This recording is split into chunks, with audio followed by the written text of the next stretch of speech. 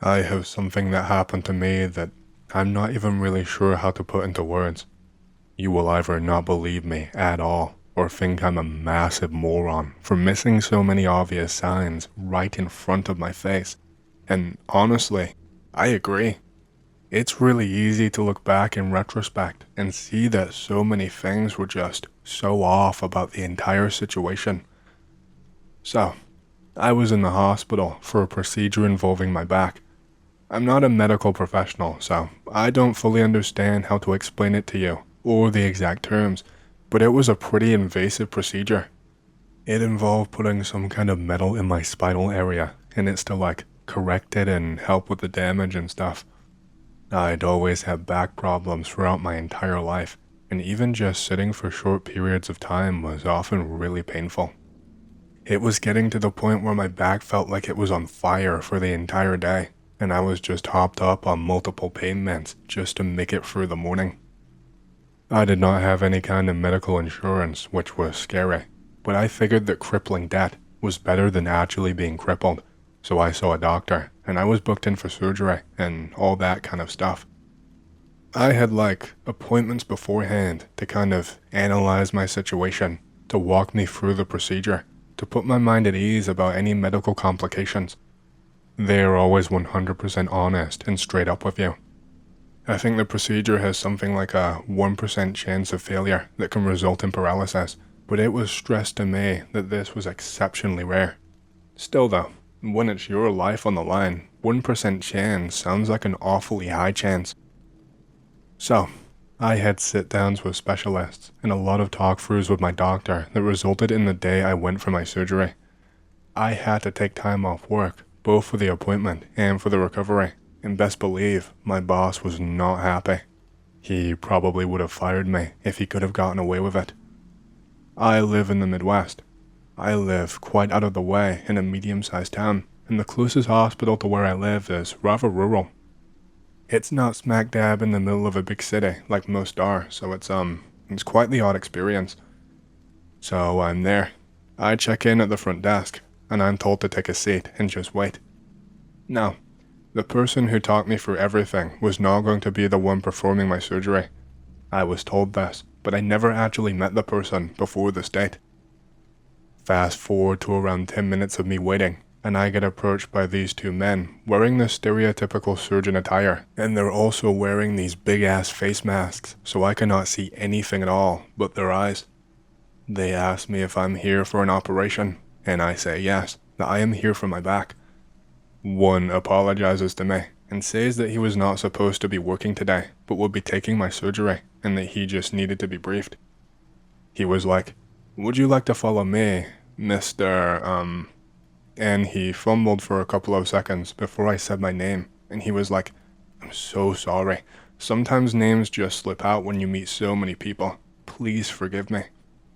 He seemed nice enough, and it did seem like an honest mistake. I was led into this room quite a ways away from anything else. It was just a small patient room with only 2 beds, and no one was in there. In fact, the lights were actually all turned off, so the room was just pitch black. They asked me to take a seat on the bed and told me that they needed to just run through a few things before the surgery could begin. I had to not eat anything prior to the surgery, and so I was really hungry at this point. They told me they needed to do pre-operation blood work, and so they fumbled around for a little while, and I wasn't really paying attention. I was super nervous, and so I was just in my own little headspace, trying to prepare myself and stop myself from worrying.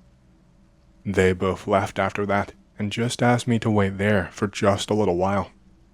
I think they were gone for around 5 minutes, and this random nurse I had not seen before just kinda peeks her head around the corner and is like, "Hello?" She seemed confused, and I responded hello back to her. She asked me if I was lost or something, because that no one was scheduled to be in this room, and she noticed that the door was open and that the lights were on, so she thought she would come and take a look. I explained to her the situation, and she seemed a little, I don't know, she just seemed irked by everything. That's around the time when those 2 guys came back, and they shooed her away. They had their ID medical badge things on display at all times, and they actually reprimanded her quite badly, saying that she should not be interfering with a patient right before an operation, and that she probably frightened me even more. I think the nurse started crying actually. She said sorry and jogged out of the room. This is where things really took a turn for the worst. They both walk up to me, and by this point, I'm starting to feel really, really nauseous. It's not even from the nerves though. I don't know how to describe it, but it felt like a real sickness. But obviously it couldn't be from food because I had not eaten anything in like 24 hours. One of them is talking to me. He's talking some medical mumbo-jumbo that I'm not really understanding. It doesn't sound at all related to my surgery though, so I'm a little bit confused. But anyway, I'm looking forward at him, trying to pay attention while fighting off the sickness. I'm feeling a little bit dizzy, so it's hard to really take in the words that he is saying to me. And then I just feel this sharp prick in my arm. I'm like, what the hell? So I look over, and his colleague, the other doctor, he's just put a needle in my arm. I didn't see what was in the needle because it was already gone. He tells me not to panic. It's to help me before the operation. That I already look scared, and he wanted to distract me so I did not panic and get in my head even more. I am thinking at this point that surely that's some kind of medical violation, especially since they did not ask me for consent. Then they wheel in this bed, and they ask me to get on. I ask if we can wait, and they say no, that we have to go now. At this point, I'm insanely scared, and I'm about to be like, no, I'm not doing it. I want to wait and talk to my actual doctor or a different nurse. But I couldn't speak. Not figuratively either. My vocal cords, I don't know what was wrong with them, but the words physically would not come out of my mouth. I was just there, holding my throat. I could not even swallow manually. It's like all of the muscles just were not working. That sick feeling was becoming worse and worse, and it felt like the room was really just spinning around me now. One of the men just grabs me, and I go to throw a punch at him or push him away, but because I feel dizzy, I just miss completely and almost fall off of the hospital bed. They grab me and they put me on the bed. By the time I'm on the bed, I feel like I can't even move my body. Then they covered me with something.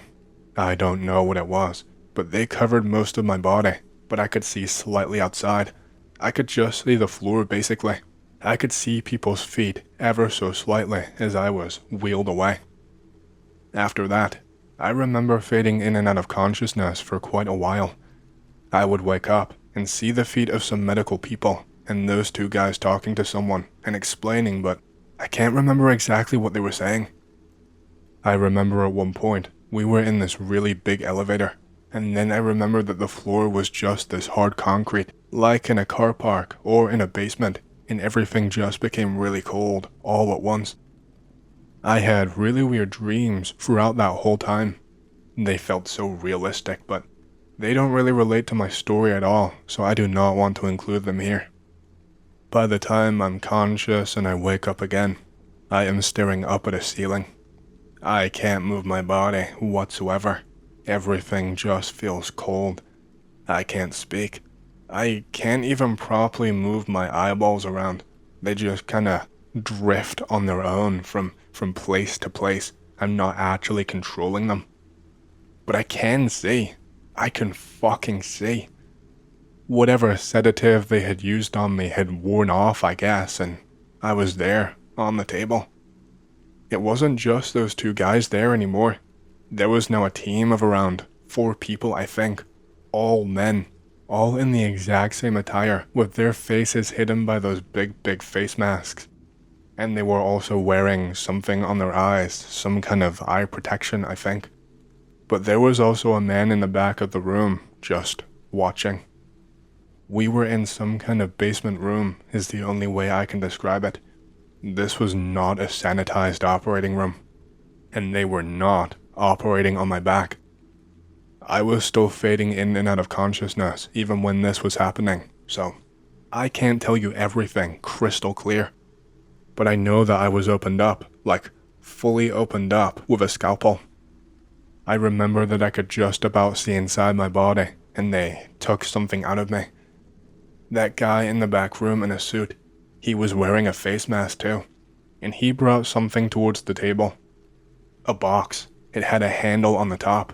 It looked like it was made out of plastic. It looked like a beer cooler, if I had to describe it. I remember they shouted at him not to get too close to me, because I might get an infection and die. Whatever they took out of me, they put in this box. I don't know what it was. I physically cannot remember. When I try to remember what they took out of my body, it's just a blur in my mind. And then once this was done, I remember what he said. I fucking remember, and I can still hear the words coming out of his mouth in my head right now, clear as day. He told the people operating on me to shut up and to not talk back. He said something about his boss paying them good money, and that they had another 2 pickups they had to hit later in the day. I have no idea what that meant. The place was so dimly lit. They were doing the entire operation with a ring light and some high-powered flashlights that you can wear on like a headband. So, I could have imagined this entirely due to the low light and me being so freaked out. But when they cut me open, I did not see what they took out of me, of course. But what I did see is I saw them putting something back inside of me. But it wasn't a squidgy organ of any kind that I could see. It wasn't massive either. It was just something small and metal. I think it had a red tip, and even though I could not move my body, I felt it when it met my flesh. It felt really, really warm. I heard more talking after they did this. The guy in the suit was asking if it was placed properly and if it was secure, then said something about a bonus, but I'm not too sure on that. Then there was some buzzing on his phone, and he started telling them to wrap things up quickly. He didn't sound panicked, but he did sound like he was in a hurry. By this point, I was starting to feel this unbearable, searing pain, way worse than my back ever hurt. It got so overwhelming at one point that I passed out again. When I woke back up, the room was entirely empty, except for the bed that I was laying on. It felt even colder than before. They had taken all of my clothes with them, and I was only wearing one of those shitty patient dressing gown things. I still could not move, but I could scream now, and I did. I screamed for what must have been 4 hours, with my voice going incredibly hoarse, before someone finally found me. By the time they did, I had almost lost my voice completely. I still felt drowsy, and by this point, I thought I might die from no food and no water. I don't even know how I was found. I still to this day don't know where I ended up or what part of the hospital I was in. No one would ever tell me, not even the people who found me, nor did the cops. All I got to tell the staff that found me was that I could not move, and then I passed out once again. I think it was actually my surgeon who found me down there. I had missed my surgery, and he was concerned, especially since I was not answering any calls. Well, I guess he got talking to that nurse that found me earlier about what happened, and she remembered how I looked, and etc., and I don't know. I don't know how he knew where to find me. I really do not know. I was just glad that he did somehow, because if not for him, then I might have just died there. There was a really, really long process after that. Interviews with the police, trying to recall any memories that I could, trying to give any descriptions as best as I could. Nothing ever came of it. They never found the people who did that to me, which is just baffling to me. The medical IDs that they forged, CCTV around the clock. They did a fucking operation on me on hospital grounds as far as I'm aware, and these useless assholes somehow had nothing, no leads whatsoever, no way to track these guys down. It genuinely boggles the mind. And to just add the cherry on top, I am now paralyzed from the waist down for the rest of my life. I don't know exactly what they did, but something must have happened with my spine or something during surgery, and because it was already damaged, that was just it. They went more in depth on the explanation than that to me, but I wasn't even really listening by that point. It doesn't really matter to me. All that matters is that my life is now ruined.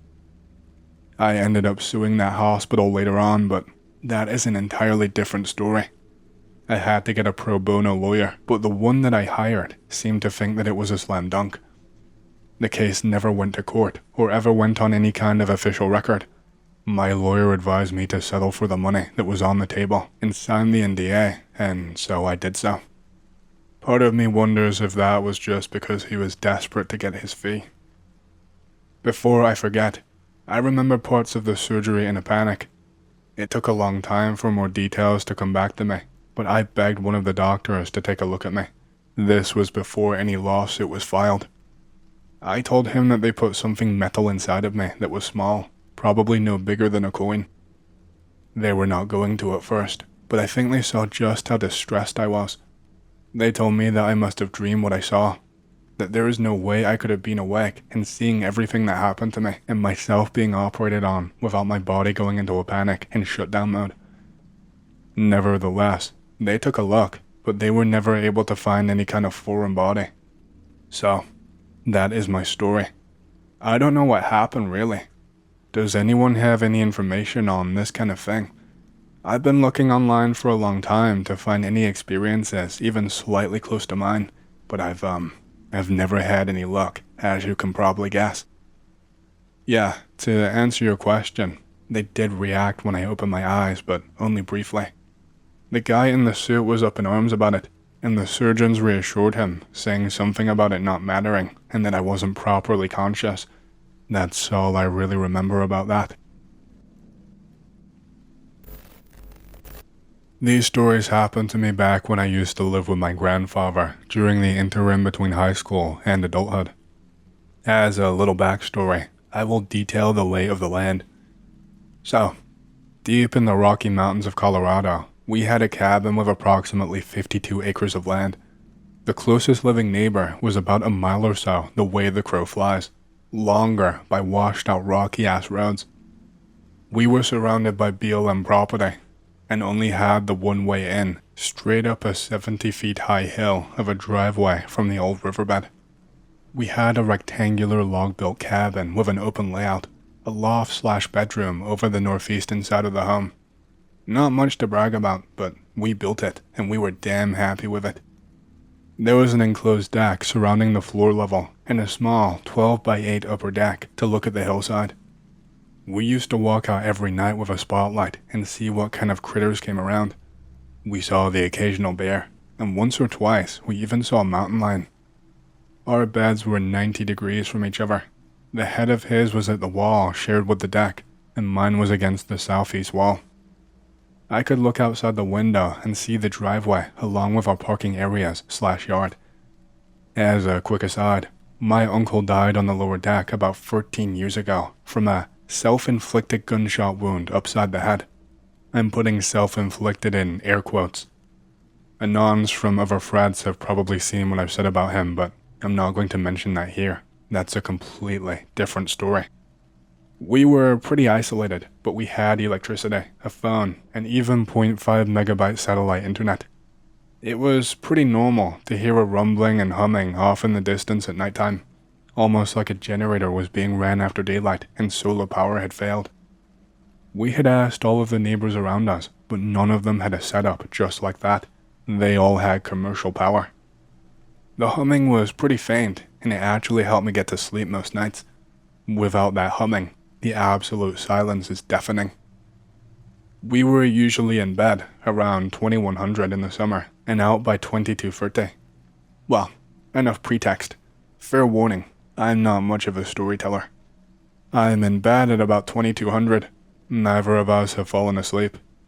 The humming is there in the distance as usual. It's a warm night, but we have no AC or central cooling. Over the humming, I can hear a small yip yip yip. It sounds like a fox barking down the canyon. It's weird, but not really unheard of. It was probably just a mother scaring away a predator from her young.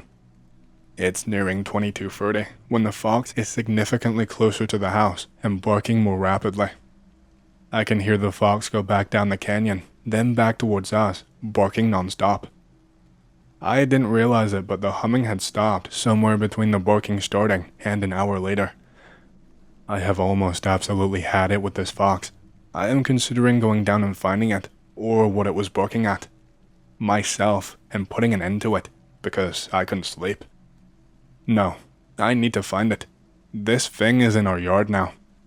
I look out the window, but I cannot see the thing, despite the clear night and the moon out. It's damn near midnight on the dot at this point, when the fox stopped barking and went away. I am about to go to sleep, when I notice that the humming is back, and it's getting louder too. This has never happened before, as far as I knew anyway. My grandpa has been awake the entire time, and opens the curtain to the deck, and tells me to watch out my window. That humming sound is getting louder and closer. Not like when someone drives up. You can hear them a mile off, and you can actually hear it when they hit dips and curves in the road. This was a steadily growing noise, a rapid encroachment. It gets so loud, it's like a Honda 450 4-stroke is right below my window with the throttle wide open. I thought someone else heard the fox and got so miffed they decided to hunt it down. No lights or vehicle ever appeared. I would have seen them through my window, really clearly too. At this point, the full-blown engine noise ceases, and my grandpappy tells me to step out onto the deck.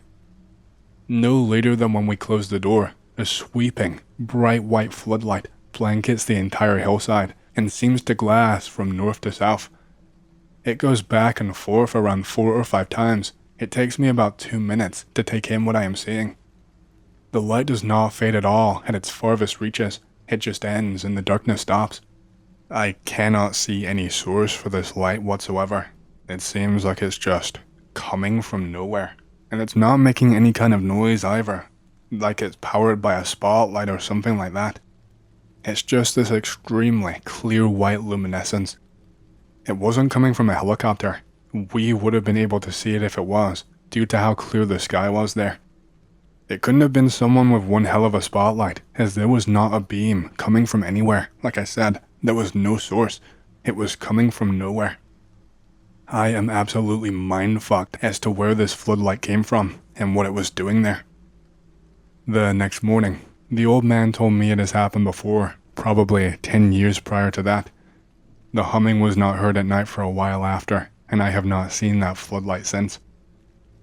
Grandpa does not like talking about the other instances of spooky stuff, and I only have a couple of mindfucks from my time there. As I mentioned before about my uncle dying there, I can tell you with absolute certainty that he has interacted with me.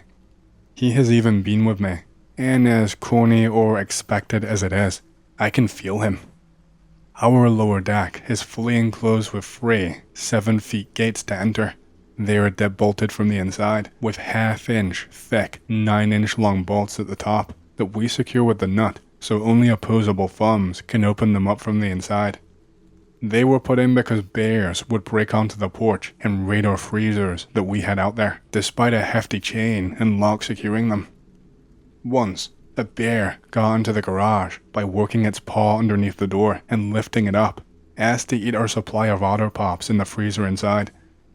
We could see how he opened it up, because it left a clear hand and paw print on the inside of the door. My grandpa once left me alone for a week while he went to Montana with a buddy to guide for one of their high school friends. So there I am, 1.5 hours away from civilization with just my dog to keep me company.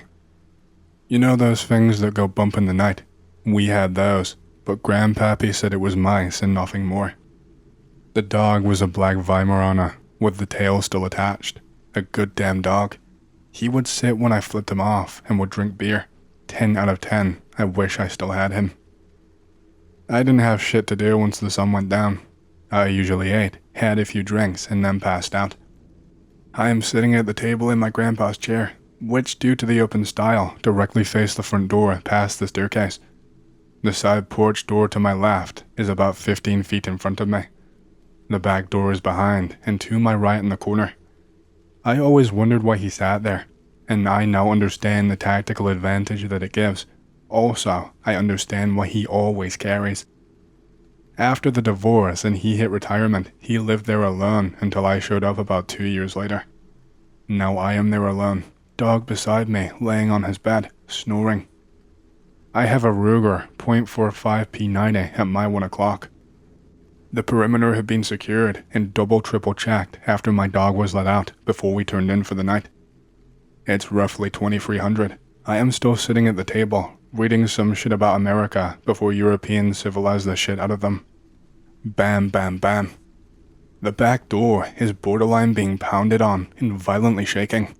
I'm wondering what the hell is going on. It takes me way longer than I like to admit for me to grab my sidearm and register what the fuck is going on. My dog is in full offense mode and letting out the most guttural growl I have ever heard. Being an 18-year-old boy alone in the middle of the mountains, I am not ashamed to admit that I was scared. So scared that I was crying and unable to move. My fight or flight did not exist at all in that moment. It was simply, pray for the love of God that you die quickly. This is literally the stuff of nightmares to this day for me. Okay, so when this happened to me, I was walking home at around 2 a.m. I have the choice between the most dubious shortcut in the world that's a well-known hotspot for crime, or the long way around. The dubious hotspot saves me like 4 miles, so I go that way. I am 100% on my guard the whole entire time. I see no one there. I've been this way before, and you always see someone, so it makes it feel eerier. It's mainly just wasteland, a few old factories, and what's left of some factories. I walk past one of the buildings. I can hear some mumbling. I look around, but I cannot see anyone, so I just keep on walking. I suddenly hear someone start whistling, but it's not super loud. There is definitely no one there. I hear them whistle again in the exact same way. I cross the road and look behind me. I see a young guy semi-leaning out of the window in the picture on the screen. I stand there, looking at him. He starts laughing, but not like in a haha you found me way, or even in an over-the-top villainous way. He's just laughing like a pure fucking maniac. He starts sliding down the street lamp. Fuck this. I do not stop running until I finally get home. What's really strange about the building is that there is no way to get inside of it other than through that window. You need to shimmy like 20 feet upwards up that street lamp just to get inside. I don't know who he was, but my instinct said that his intentions were not going to be beneficial for me. I wasn't really a child when this happened. I went to a small college. One of the dorms in the college is old as hell. I think it was built before World War II. I have a good friend who we will call Steve. He lived in this dorm way before they tore it down. Apparently, the building was haunted as shit. There were apparently suicides there. A girl got hit by a car outside of that dorm. Steve said that while living in the dorm, weird shit would happen all of the time. Steve went to school before cell phones were a thing. He would get random calls at super late hours, only to have an empty tone on the other end. He said he saw shadows standing over his bed. He would see drawers and doors open up on their own. He said that stuff would move from places where he specifically remembered putting them. On the anniversary of D-Day, every time he turns on his TV, it is on the History Channel, which was running D-Day specials. His TV was not set up so that the History Channel was the default station. It should have been whatever station he flicked to afterwards. Steve does some research. He finds that the girl who was hit by the car died on D-Day. Steve, being the adventurous type, more or less embraces the ghost. He wishes it good night, half-jokingly. When they finally demo the building after Steve graduated, he took the nameplate that hung above the dorm from the dumpster. Fast forward to 3 years later, enter me. I'm a junior in college. I need a place to stay for the summer. Steve says that he has extra room at his house, so I stay with him. He tells me stories about ghost stuff. I don't really believe him. Whatever, man. Steve still has the dorm sign and hangs it from a ledge in his house. He says the ghost followed him and that it gets jealous whenever girls come over. I still do not believe him. 2 weeks go by, no problems at all. On the third week, weird stuff starts to happen. I hear footsteps outside at night. The lights are constantly turning on and off at random intervals. I just try to suck it up and move on. One night, my girlfriend comes over. I don't tell her about spoopy stuff, cause I don't want to scare her. I collect old records. I recently got one that is a collection of old 30s and 40s swing and jazz. I put it on while my girlfriend gets ready for bed in my room and I take a shower. I come back to my girlfriend, freaking out. She says that as soon as I left the room and the music started playing, the lights flickered and the box fan, which was leaning against the wall, fell over in the opposite way as if someone pushed it. My face went. Steve was right, and he lives with a jealous World War II era ghost.